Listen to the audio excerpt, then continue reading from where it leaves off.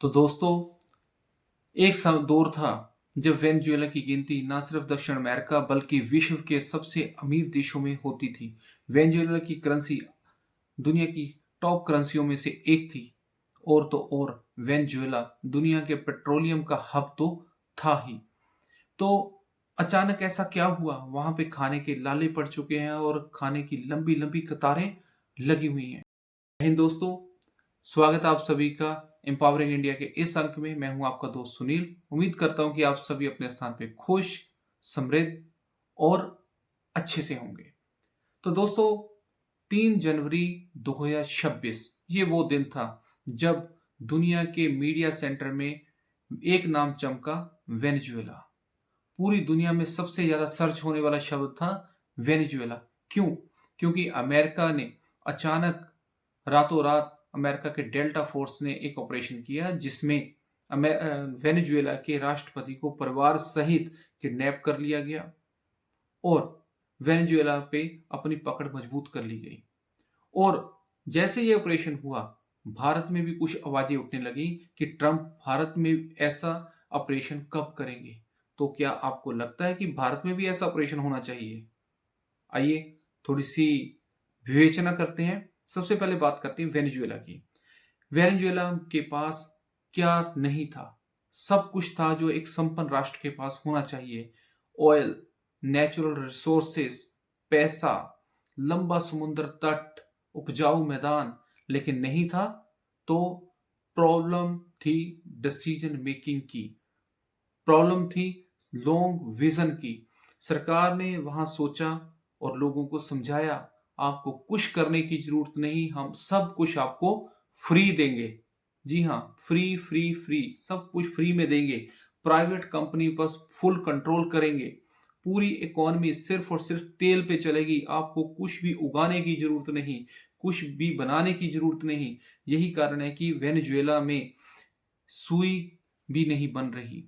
खाने के लिए सिर्फ 3 करोड़ की पॉपुलेशन है, पंजाब से भी कम, लेकिन अपने लिए भी खाना वो उगा नहीं पा रहे। लंबा समुद्र तट है लेकिन मछली पालन जीरो, उपजाऊ मैदान लेकिन खेती जीरो।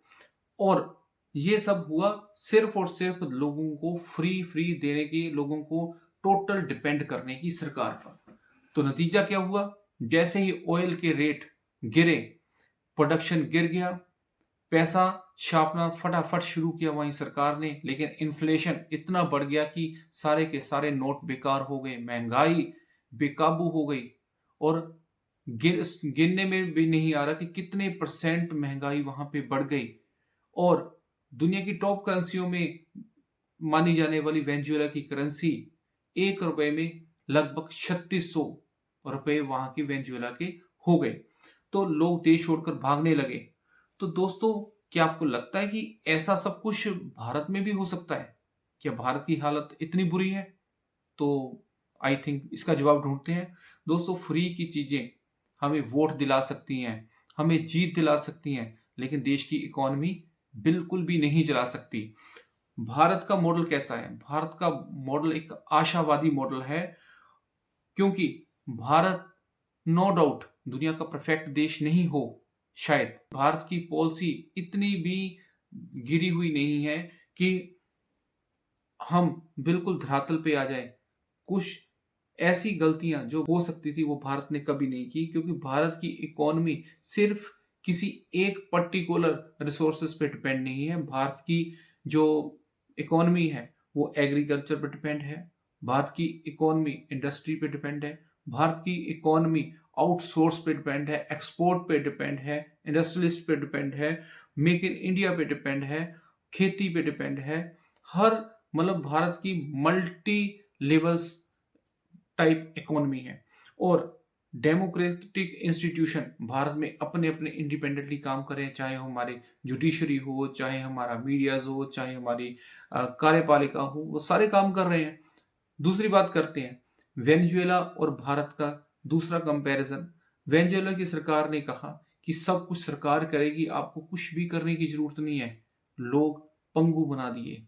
लेकिन भारत की सरकार ने क्या कहा कि यहाँ पे लोग, मार्केट और सरकार सब मिलकर देश को आगे बढ़ाएंगे, देश को समृद्ध करेंगे। इसलिए भारत में वैसे हालात कभी नहीं हो सकते।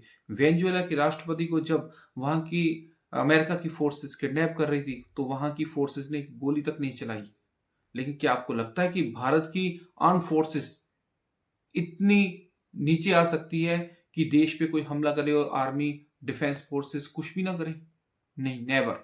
और इसके साथ साथ सबसे बड़ी चीज है कि भारत ने वेनेजुएला की तरह शॉर्ट टर्म पॉलिसी नहीं अपनाई। भारत की लॉन्ग विजन, जैसे विजन 2047 का लिया गया है, और ऐसे अलग अलग विजन है कि long term nation building policy Bharat में अपनाई गई है। तो ऐसी किसी भी तरह की सिचुएशन नहीं आ सकती कि भारत में ऐसे हालात हो जाएं। तो उन लोगों का यही जवाब है।